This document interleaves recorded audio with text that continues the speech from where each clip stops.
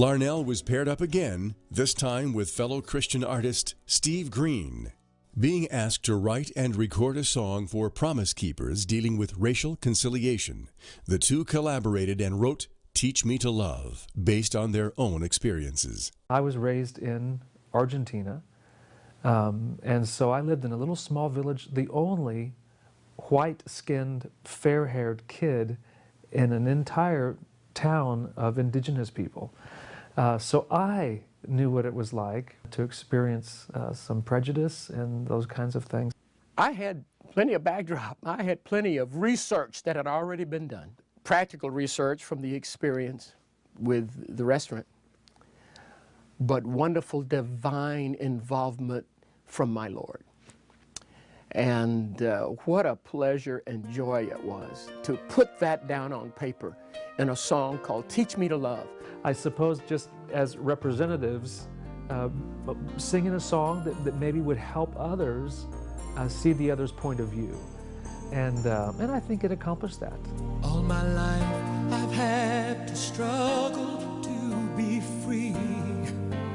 Though I see no end in sight, I stand in line with men who made a vow to never stop the fight.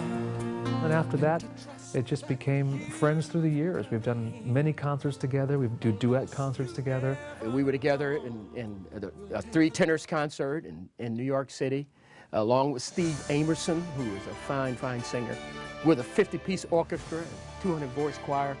We turned that place into a worship center that night.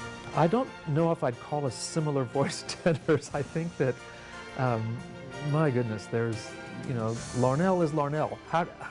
Who can do that except Larnelle? Nobody. I mean, the moment he opens his mouth, that's Larnelle, and it's amazing.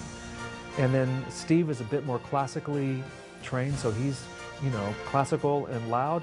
And I don't know what I do. I just sing. Maybe I'm glue. That's my role. But somehow it kind of meshes together and it works. So it's great. I have always called Larnelle Harris the gentleman. He is always just kind and gentle, and his spirit just calms a room. And I love being around him. He's very aware of other people, and he's very aware of being available. Larnelle has certainly received his share of awards. He has been a very prominent voice for many, many years.